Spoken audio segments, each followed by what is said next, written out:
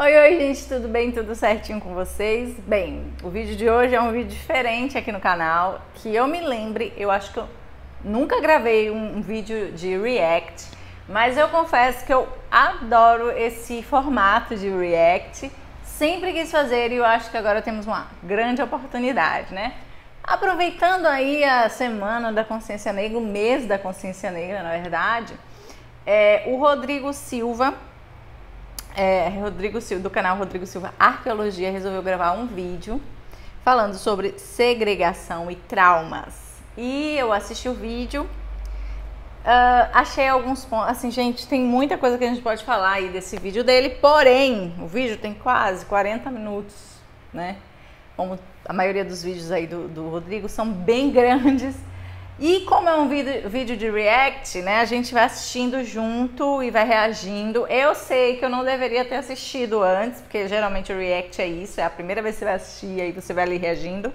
Mas a primeira vez eu não estava pensando que eu poderia gravar um vídeo. Então é isso, contando aí pra vocês que eu falhei um pouquinho na missão do react em sua originalidade, mas tá tudo certo. O vídeo dele é grande, então esse vídeo aqui pode ficar grande também. Me aguentem, bota aí pra assistir e vão lavar uma louça. E vão ouvindo aqui a gente conversar. Essa primeira parte aqui é a introdução do vídeo, então ele vai aí falando algumas coisas e tal. Deixa eu acelerar um pouquinho. Aí ele começa fazendo aí uma introdução do tema, né? Ele fala que essa questão de segregação, o tema é delicado. Eu queria inclusive pontuar aqui, porque o tempo todo do vídeo, e também até no título, né? Ele usa o termo segregação.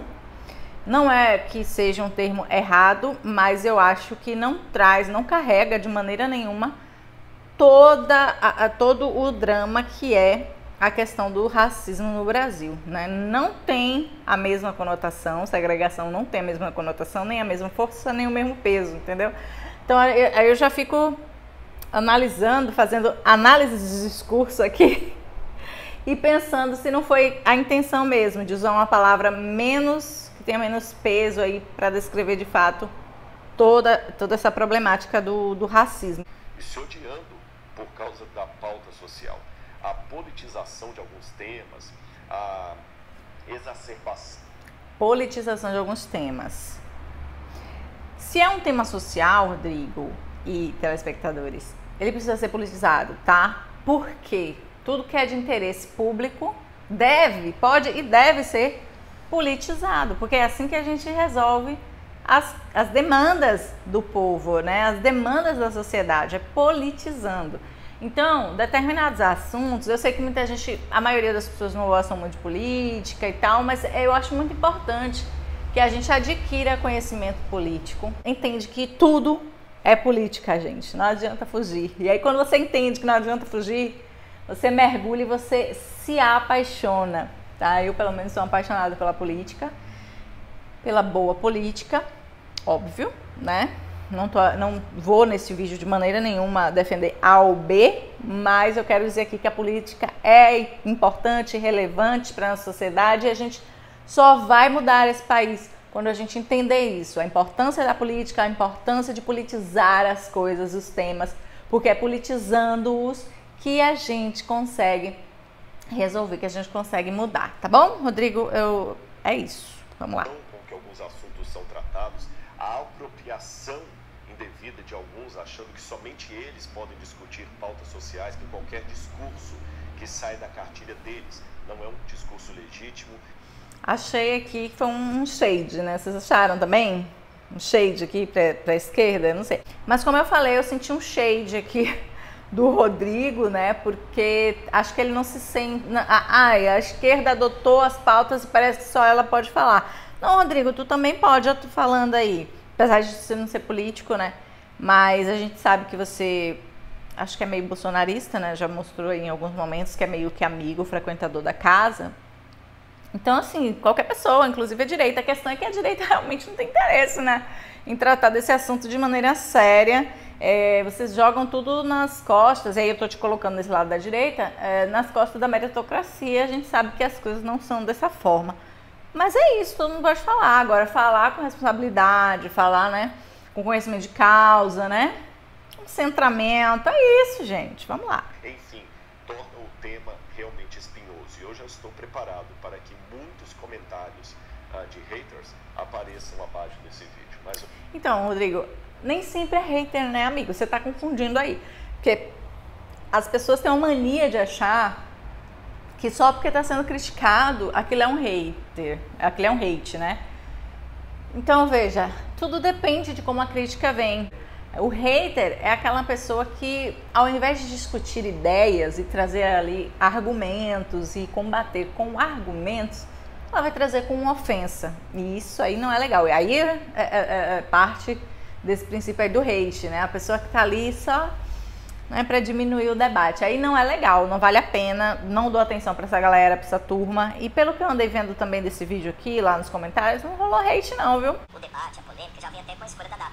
Porque 20 de novembro é uma data relacionada a Zumbi dos Palmares. Mas quando, nos anos 1970, começaram a discutir sobre um feriado que realmente resgatasse a consciência negra, as raízes negras, a cultura negra, a herança afrodescendente que grande parte do Brasil possui, ali pensavam que a data mais natural para se comemorar isso seria o dia 13 de maio, quando a princesa Isabel assinou a Lei Áurea, libertando os escravos do Brasil.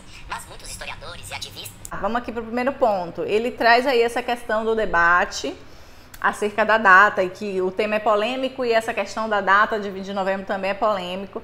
Ele traz assim, ele tenta ser, não vou dar minha opinião, né? Mas a gente percebe a opinião desde as escolhas das palavras, como eu falei isso, né?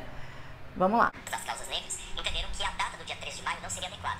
Primeiro porque muitos colocam em dúvida a idoneidade daquele ato, que realmente foi todo um conluio político, com intenções nada nobres e que não tinham nada a ver com o bem-estar dos negros, causas humanitárias, e que até o caráter da princesa Isabel poderia ser questionado. Outros até tentam resgatar a idoneidade, a moralidade da princesa Isabel, dizendo não, ela até tinha boas intenções, mas ela foi, por inocência, manipulada por políticos que não estavam interessados no bem comum dos negros. E outros dizem, ainda que tenha assinado com boas intenções ou más intenções, o fato é que a Lei Áurea não libertou de fato os negros do Brasil. Foram uma série de situações, né, que culminaram na abolição da escravatura. Então, não tem, de fato, um protagonismo da princesa Isabel nessa questão, entendeu? Eu acho que ela seria protagonista se, por exemplo, ninguém quisesse, ela lutasse contra tudo e contra todos, de repente até rolasse uma guerra, uma batalha e ela enfrentasse tudo e todos e fizesse a coisa. Ela aí seria realmente a redentora, né? Mas não foi assim que aconteceu. Então não tem por que ter destaque a data de 13, muito menos ela vir encabeçando isso, né? Eu acho tão absurdo isso, mas eu acho que o Rodrigo não pegou muito por esse lado, não. Um personagem mais antigo do que a princesa Isabel, que seria Zumbi dos Palmares, e aí estabeleceram o dia 20 de novembro. Mas mesmo Zumbi dos Palmares também é motivo de polêmica. Eu não vou entrar no mérito da questão, senão eu faria um vídeo só sobre isso. Será que Zumbi era um herói, um anti-herói? O fato é que o feriado não emplacou totalmente no Brasil. Na época da ditadura militar, o movimento de Zumbi dos Palmares teve até que se explicar para a Polícia Federal, porque pensavam que Palmares tinha uma ligação com um grupo terrorista homônimo de outro país. E até hoje, o Dia da Consciência Negra, a comemoração é de foro dos municípios, né? As prefeituras e as câmaras de vereadores que decidem se vão homologar o feriado ou não. As cidades que comemoram o feriado, as cidades que não. Mas seja como for, vamos levantar a lebre dessa temática aqui. E como eu falei, ela é complexa porque a segregação não é só racial, não é somente segregação contra os negros. Você tem a segregação às vezes contra mulheres, misoginia, contra os judeus. O antissemitismo, que é muito forte, não pense que o antissemitismo não existe. Segregação contra pessoas da periferia. A internet acabou revelando muitas formas de racismo, ou de segregação, se você quiser. Ele aqui comete aí uma pequena falha, né? Interessante. Ele vem, como eu já falei, sobre a força das palavras, né? E aí, cada pessoa, a depender da sua construção teórica, daquilo que ela acredita sobre determinado assunto, ela vai fazer determinadas escolhas linguísticas aqui, tá? E o Rodrigo, ele não fala, no vídeo dele, ele não se propôs a falar do racismo, né? Pelo menos não sobre esse termo racismo. Ele traz aí a questão da segregação, né? E aí ele traz outras formas de segregação, ou que a gente poderia chamar também de preconceitos, tá? que seria o preconceito contra judeus, preconceito contra as pessoas de classes pobres e contra várias outras minorias, né? Só que assim, quando ele traz essa palavra segregação, né, que seria aí você apartar, né, teria esse mesmo sentido de você se afastar, né, discriminar, então se isolar, se separar, né, seria mais ou menos esse o sentido da palavra. Então veja que a palavra escolhida aqui, segregação, não traz o peso, né, de fato que o racismo ela traz na sua construção linguística e imaginária, simbólica também, que a sociedade já tem. Então, de certa forma, essa escolha linguística de usar o termo segregação tenta um pouco, tipo assim, foi o que eu senti no vídeo, tá? Ele tentando, que ele traz essas comparações com outras situações, né? E aí ele tenta diminuir, eu acho, na minha perspectiva, né? Ele tentou diminuir o peso, o problema do assunto racismo. Tanto que ele preferiu não usar essa palavra. E aí, nesse momento que de repente o racismo sai, aí ele volta e opa, né? E aí traz novamente a palavra segregação. Então você tem ali a pessoa com o celular e pegou no momento em que um motoboy, às vezes até branco, foi assim, escorraçado por uma senhora num condomínio de luxo, apenas porque ele era um motoboy entregador de pizza. Ou quem sabe por um playboy ali, filho de papai. A gente vê isso. Veja, é por isso, Rodrigo, às vezes que as pessoas, por exemplo, de direita, né, elas são criticadas quando elas tentam falar sobre esse assunto, né, o assunto racismo. Porque, na minha consideração, o assunto, ele nunca é tratado de maneira com a seriedade que merece, sabe? De alguma forma, há sempre uma tentativa de diminuir, né, a pauta, de diminuir o problema, de diminuir a dor daquele que reclama, aquele que traz ali a sua revolta, né, os seus dramas de vida. Então a gente vê aqui que nesse exemplo que ele traz, ele faz questão de levantar, olha, mas pessoas brancas também podem sofrer segregação, porque de repente essa pessoa branca é uma pessoa que é pobre, né? E óbvio que pessoas pobres, eu já falei, a segregação, o preconceito, ele existe, a gente tem um preconceito de classe também aqui no Brasil, preconceito de raça, existe também a misoginia, existe, né, vários tipos de preconceito, né? Nossa sociedade é bastante preconceituosa contra pessoas LGBTs e por aí vai. Agora, quando você trata isso de forma normalizada, me fala a quem está servindo esse discurso, sabe? A quem? Você está, com esse tipo de enquadramento de discurso, você está contribuindo para quê? Para resolver a questão da segregação, que você chama de segregação, né? Ou qualquer tipo de preconceito, você está tentando resolver, ou você está validando o tipo de comportamento? Tipo, todo mundo sofre, quem é ele para não sofrer? Sabe? Eu acho que tem muito mais um viés naturalizador, normalizador da situação. Normal, gente, todo mundo se lasca nessa vida. Não entendi. A quem está servindo esse seu discurso? Isso aqui foi uma pergunta que me passou o tempo todo na minha cabeça. A quem está servindo este vídeo do Rodrigo Silva? Está de fato servindo para que as pautas negras elas sejam de fato levadas a sério, consideradas, refletidas na nossa sociedade? Ou está de alguma forma passando a mão na cabeça dos opressores? Temos que nos preocupar com este ponto, Rodrigo. Deflagrou ali com a câmera e percebeu aquela situação ali, senão nós não saberíamos.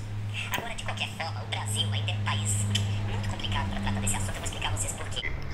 O Brasil, Rodrigo, não é um país muito complicado para lidar com esse assunto. O Brasil é um país racista. E falta a gente dar nome às coisas, sabe?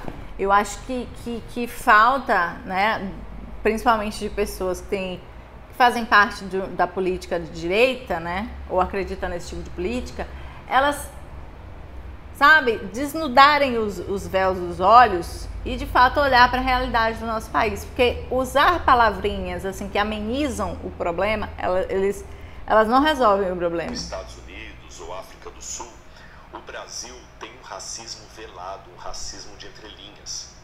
Nós não temos no Brasil... Aí aqui ele vem com a palavra racismo e de fato, aqui, ponto alto aqui do vídeo, por enquanto.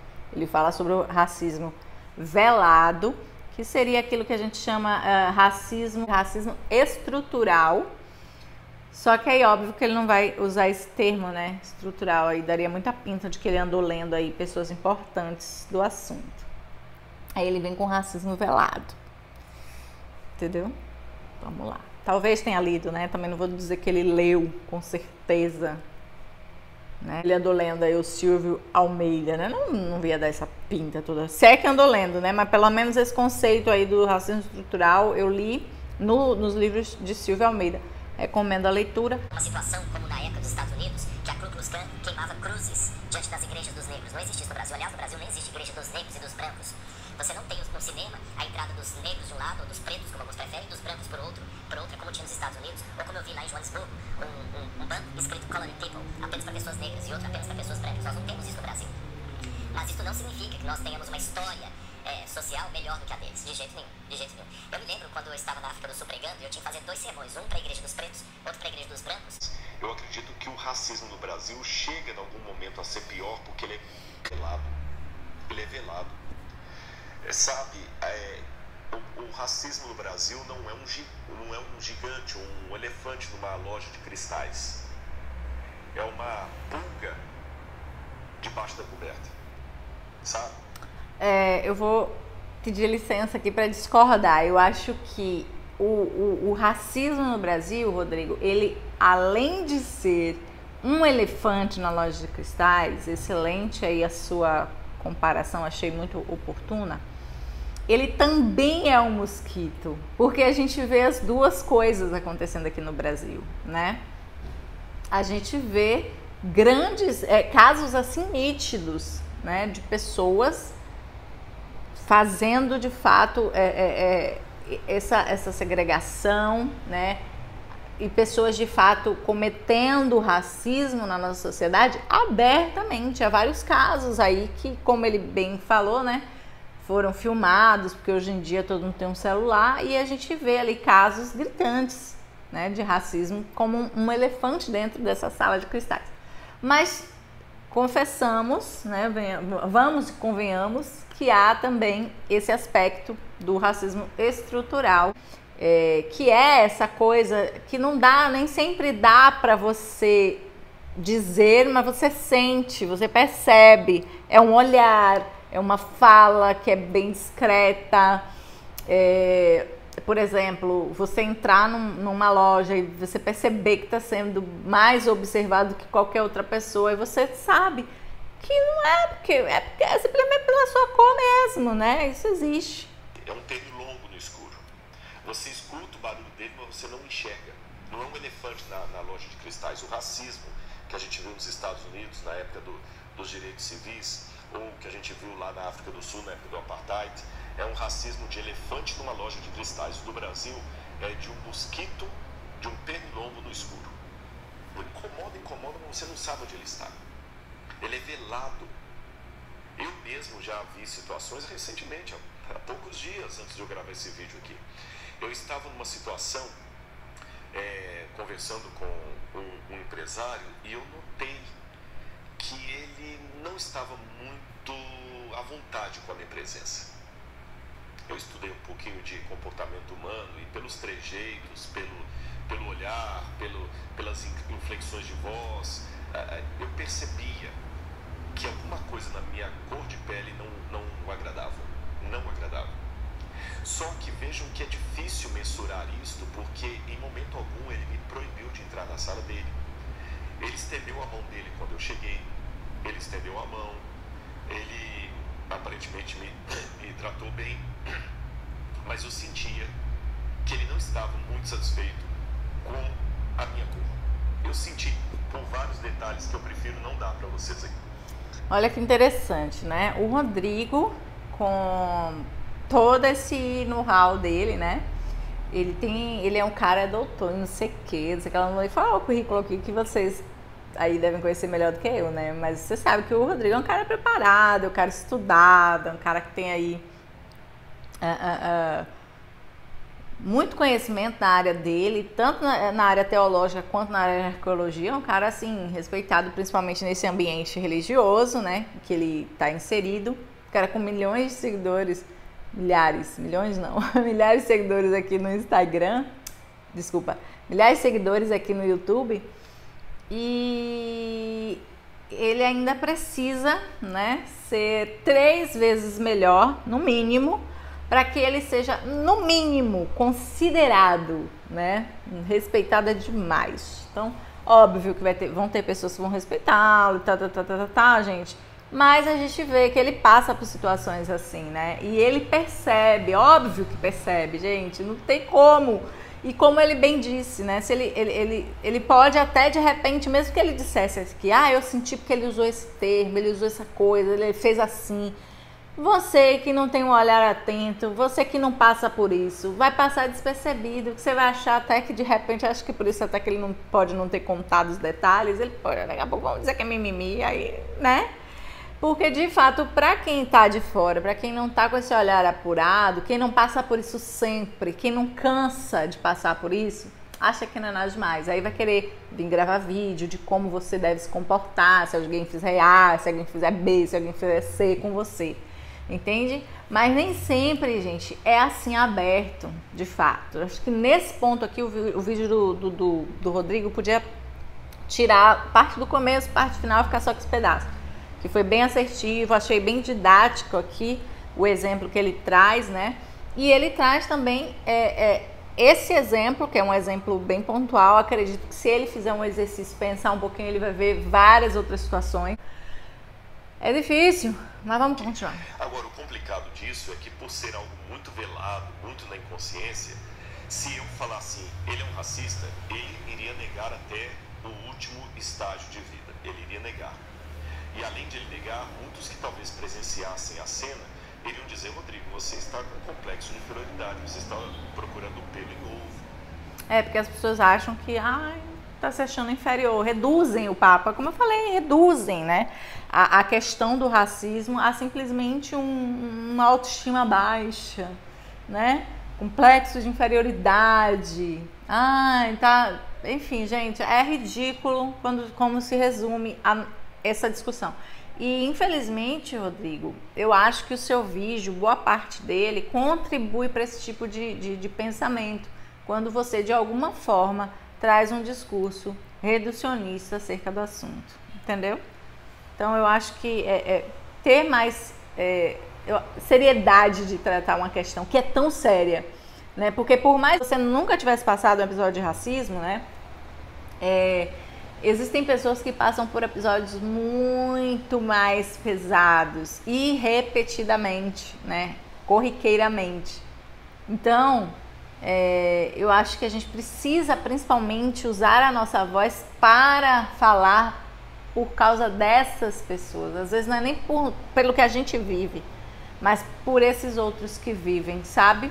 Que às vezes não tem essa oportunidade de ter uma voz ouvida. Então a gente não pode deixar escapar a oportunidade de ser ouvido, não. E você é um cara que tem muita audiência. Então, assim, eu gostaria muito, de verdade, de ouvir você falar desse tema com mais responsabilidade. Eu achei, não é que você não teve responsabilidade ou falou de modo à toa, mas como você fica com medo de ser taxado de esquerdista e de comunista, você acaba não usando de um discurso mais efetivo acerca disso, e aí tentou misturar com outras opressões. E aqui eu não quero de forma nenhuma fazer escala de dor, né? Não vou ser sommelier de sofrimento aqui, mas quando você iguala tudo, tipo, todo mundo sofre, tá tudo bem, você não dá o peso de fato do que a escravidão no Brasil acabou criando aqui no nosso país, entende? Então, esse é o meu ponto aí que eu queria falar, tá? Não tem nada de racismo ali, ele te tratou bem. A coisa funciona mais ou menos assim. No Brasil, o racista não vê problema de aplaudir o Pelé. Ele não vê problema em torcer por um time de futebol que os melhores jogadores são negros. Mas ele não gostaria que a filha dele se casasse com um negro. Percebeu? Ele até gosta do negro como um Entertainment. jogador. Desculpa. Eu vou usar o inglês que eu nem tenho aqui, gente. É isso. Quando vocês colocam o negro só no lugar do músico, né? Aquele que toca uma música. Porque, nossa, os pretos são super talentosos na música, né? E tal. Aí bota o preto só ali, como se ele só coubesse naquele espacinho. Ou então o preto é aquele cara do esporte. Como ele bem falou aqui, é bem aceito, a população adora o futebol, aquela coisa, o ru-ru. Mas é esse o lugar do preto. Se o preto quiser sair desse lugar e ir para outros espaços, aí já estreita, entendeu? Já fica mais complicado. É sobre isso, gente. De corrida de cavalos, gosta daquele puro sangue. Ele gosta do puro sangue porque ele é um cavalo veloz e ele aposta o dinheiro no puro sangue e vai...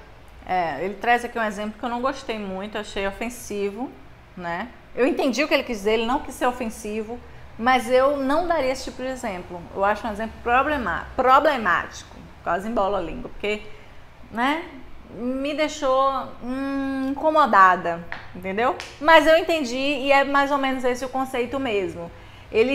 Os pretos servem para servir os brancos, e aí serve na música, serve nos esportes, mas quando é para estar aqui muito pertinho, ai, não, afasta, tá? Trazer recursos para ele, vai trazer prêmios, então ele aposta no puro sangue, mas ele não quer aquele cavalo participando do dia a dia da vida dele. É mais ou menos assim que alguns enxergam a coisa. E repito, para que não fique setorizado o meu vídeo aqui, isto é visto também em várias outras formas de segregação. Normalizando. Segregação contra a mulher. Deus me ajude. Há pouco tempo atrás, uma amiga desabafou comigo. Ai, Deus, olha, aí é que mata. Porque primeiro assim, foca, Rodrigo, foca, amigo. Ninguém vai chamar de esquerdista, e se chamar não é palavrão, tá? Não é, e se ignora. Então, assim, Rodrigo, mais uma vez, aí você vem e reduz o assunto. Quando você vê que você tá, né, falando, tipo assim, tô falando demais, acho que eu já falei demais, tô trazendo muito foco para o tema, mas olha, isso acontece com todo mundo. Não, Rodrigo, isso não acontece com todo mundo. Deixa eu te falar uma coisa séria aqui agora. As mulheres, e eu sou mulher, hein?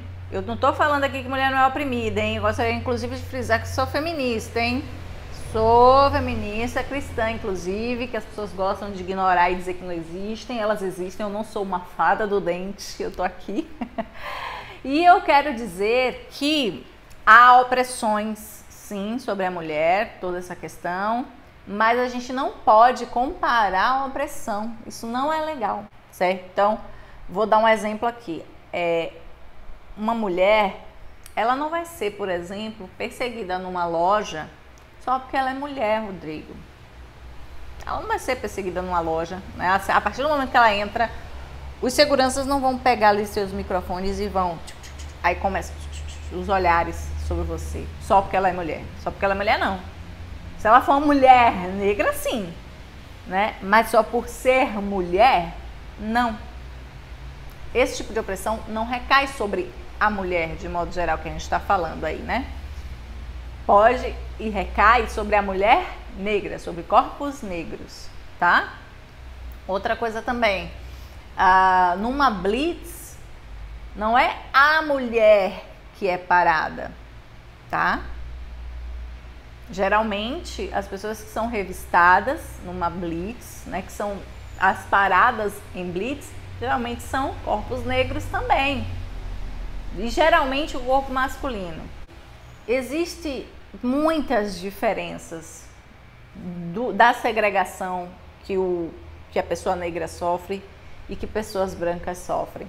Então, quando você coloca, todo mundo sofre segregação, um judeu ele não é perseguido aqui no Brasil numa loja, que eu já falei, de conveniência, ele não é perseguido a partir do momento que ele entra. Então, assim, o negócio é mais embaixo. Não vamos comparar dores, tá?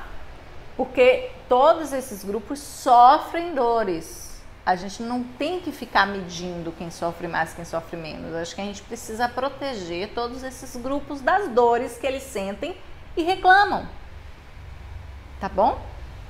Que a gente não pode comparar uma dor de uma topada, né, com de repente a dor de tomar um tiro. Mas ambas são dores. Então acho que precisa ser respeitado e precisa ser compreendido também que há, né, diferenças e por isso não devemos comparar essas dores. Porque quando a gente compara, a gente de alguma forma tenta invalidar as dores, entende? E todas elas devem ser atentadas. A gente deve atentar às dores das pessoas e não comparar. Isso não é legal. Temas que ela via, semelhante aos meus, com aquele homem que me recebeu lá e eu notei que não estava confortado com a minha cor de pele. Esta amiga também estava mostrando como é que o chefe dela invalidava tudo que ela falava. Ela tinha bons resultados, ela apresentava boas ideias. Isso acontece? Isso acontece que ele está falando aqui? Óbvio. Mas eu já dei exemplos aqui para vocês entenderem que existem opressões que só as pessoas negras vão sofrer. Entendeu, gente? Esse é o ponto.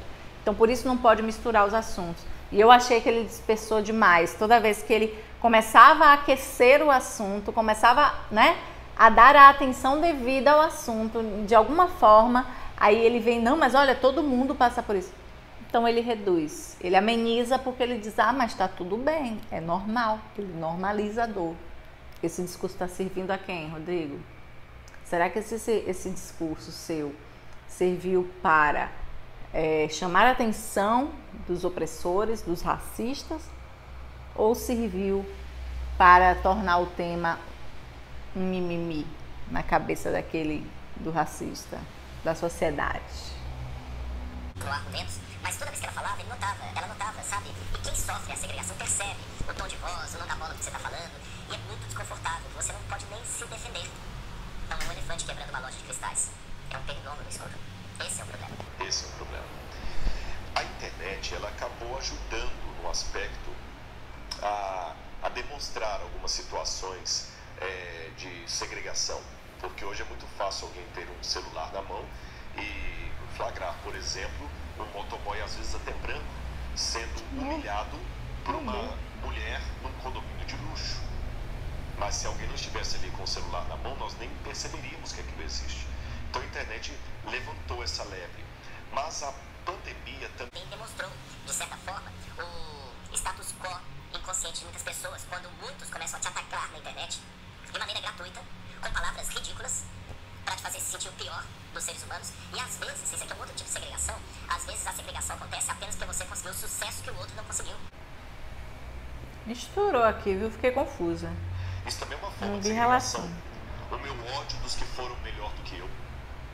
A minha ojeriza daqueles que conseguiram conquistar o que eu não conquistei. Mas isso aí não é segregação, né, Rodrigo? Isso é inveja mesmo. Meu Deus. Então ele tem ódio. Ele tem ódio. E ódio não é segregação. Ódio não é racismo. Mas pode ser, né? Por isso que eu tô dizendo, confundiu aqui os temas, hein? A redação aqui já gerava. Ele vê muita gente elogiando, nossa, que lindinha sua filha. Aí ele vai lá e coloca assim, lindinha, mas tem uma cara de piriguete. Ou pega qualquer frase sua pra te assim, execrar. A internet mostrou isso. Os haters também são uma forma de segregação. Segregação de ideias. Eu não concordo com você, então eu vou te odiar. E assim vai. Eu falei uma vez num evento que eu participei, era um evento sobre a temática, a pauta social dos negros, segregação, herança afrodescendente, coisas do gênero. E quando foi a minha vez de falar, eu notei que alguns colegas que estavam ali também falando, eles estavam apresentando um discurso de muito ódio, assim, nas palavras, sabe? E eu falei assim, olha, eu tenho receio de usar o meu trauma como o tom da música que eu vou cantar. Porque quando eu uso o meu trauma para direcionar o meu discurso social, eu não estou procurando justiça social. Eu estarei procurando vingança contra aqueles que me atacaram.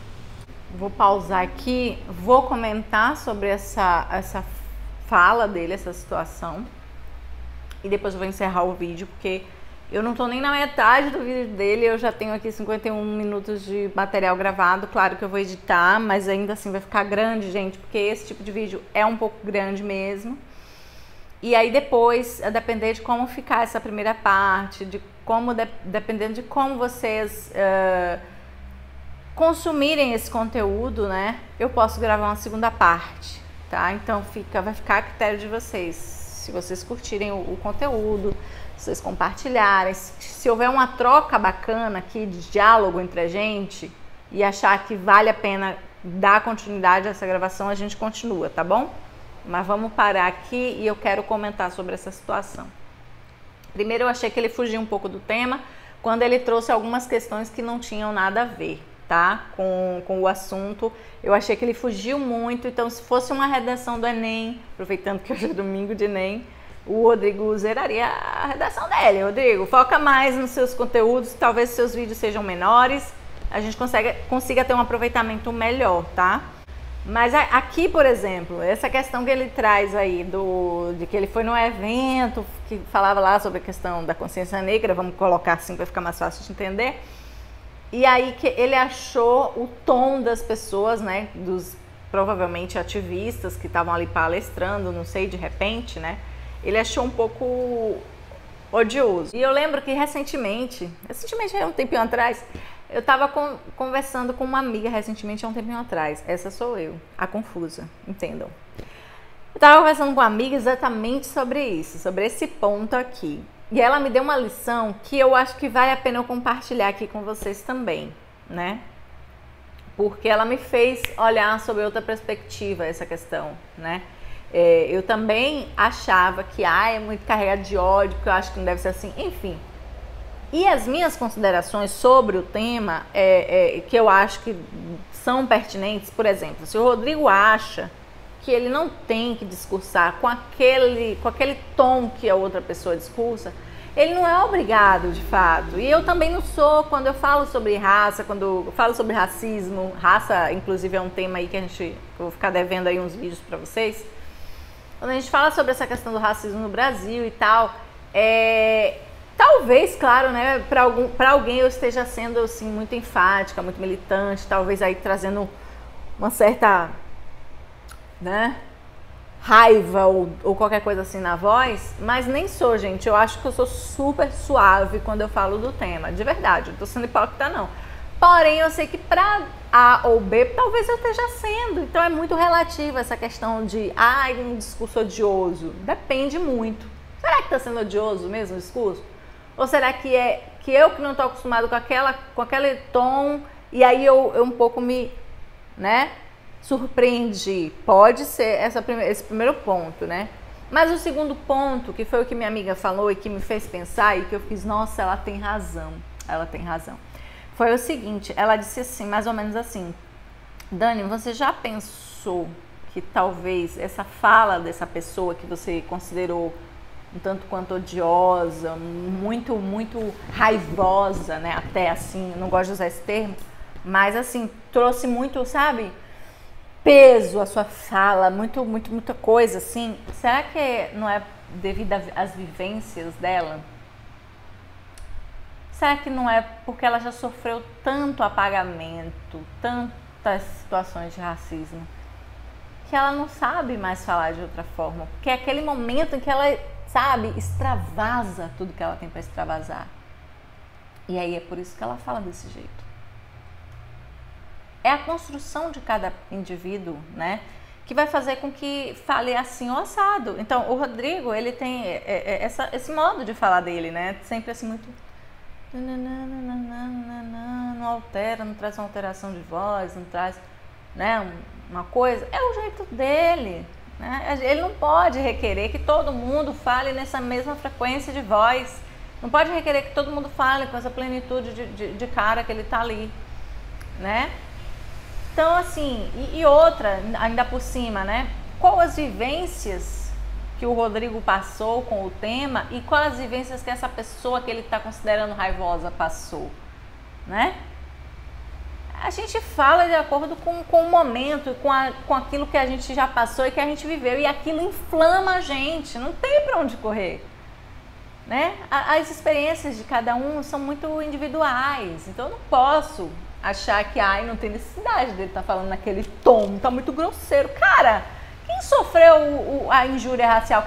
Aí, como eu estava falando, essa minha amiga me trouxe essa reflexão, né? De que, será que ele já não tinha passado por N coisas, né? E ele estava ali mais num desabafo até.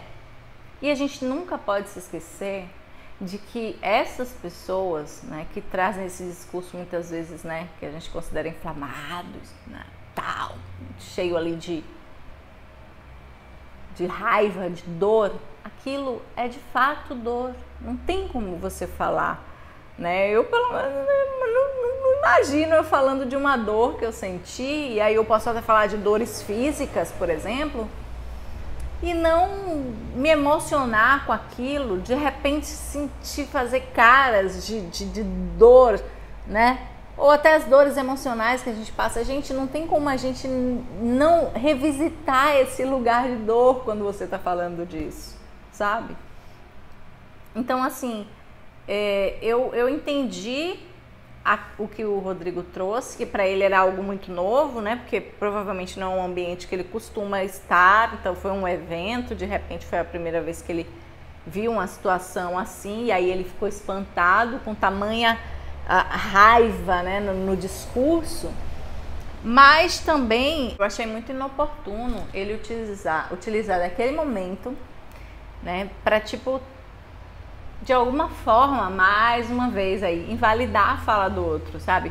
Porque se ele diz que depois de ouvir alguns discursos, aí ele chegou, foi falar, e aí ele falou, porque eu não posso usar a minha dor. Não pode usar? Então não usa, amor. Não usa. Chega e fala teu recado, entendeu? Então eu achei que o outro rapaz, eu me sentiria assim, de alguma forma invalidada, né, naquilo que eu falei, desautorizada a sentir aquele sentimento que eu senti e que foi o tom da minha palestra, entende? Eu percebi que de alguma forma também o Rodrigo quis se mostrar superior àquela outra pessoa. Olha quantos problemas a gente vê aqui, naquilo que ele acha que foi tão, sabe? Nossa, eu sou uma pessoa bem resolvida, eu já sublimei tudo isso, sabe? Já alcancei o nirvana. É meio que essa coisa, né? De superioridade, esse ar que traz aqui. E não à toa, o cara, o ativista, no intervalo, foi lá pra cima dele. Cara, pelo amor de Deus, que isso? Poxa, se sentiu ofendido, se sentiu invalidado, de fato. Eu acho que ele não teve essa sensibilidade de perceber, né? De repente só julgou o outro. Ai, que discurso raivoso. Tá, achou raivoso? Vai e faz da forma que você acha que deveria ser. Entendeu? Porque você não sabe o que está por trás, você não sabe das vivências daquele cara. De repente você não passou pelas dores que ele passou. Aí você quer dizer que ele não deve sentir a dor do jeito que ele sente? Pelo amor de Deus, meu amor. Pelo amor de Deus, gente. Tem gente que não consegue reagir como se fosse uma mosca, sabe? Tem gente que é uma mosca, né? Porque nunca passou, né? Porque nunca passou por uma situação dramática, né? Foram situações esporádicas, mas não é porque eu passei situações de racismo esporádicas que eu não vou entender e acolher o sofrimento daquela que vivencia isso todo dia e já tá cansada, já tá calejada, já está com ódio mesmo, porque não tem outra coisa para ter no coração do que ódio não, minha gente. De você estar o tempo todo sendo, sabe, desprezada, recebendo na cabeça. Tem uma hora que você explode mesmo. Nem Jesus aguentou, deu lá a explosão dele no templo. Então, assim, tem hora que não dá pra vir com conversinha bonita, sabe, com diplomacia, não. Tem hora que é sangue no olho, pra ver se alguém ouve a gente, pra ver se alguém presta atenção naquilo que você está vivenciando. E aquilo que aquele homem manifestou foi uma reação a uma ação contínua que essas pessoas vêm sofrendo. Só que assim, você não vai usar o seu trauma para falar de um tema se você não foi traumatizado naquele tema. Se você passou por situações traumáticas dentro daquele tema, você vai falar com paixão, sim. Você vai falar com ódio. Gente, pelo amor de Deus, não exijam das pessoas que passaram por traumas terríveis que elas falem com amor daquilo que causou dor nelas, tá bom?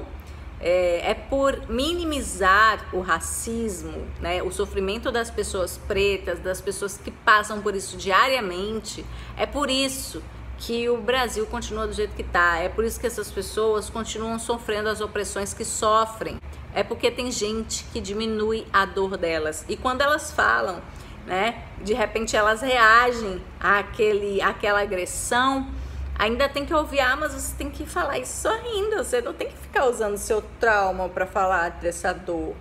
Então não minimizem a dor. Lembre-se que aquele que está gritando está sentindo a dor e é por isso que ele grita. Então tente entender aquele tom de discurso. Foi isso que minha amiga me falou, foi isso que eu aprendi com ela e que eu concordo, né? De fato, para mim é um outro lugar falar sobre racismo, né? É de uma outra perspectiva que eu falo, né? Mas aquela pessoa retinta que fala com toda a dor e com todo o grito e com toda a aparente raiva, né? Ela tem todo o direito de falar desse jeito.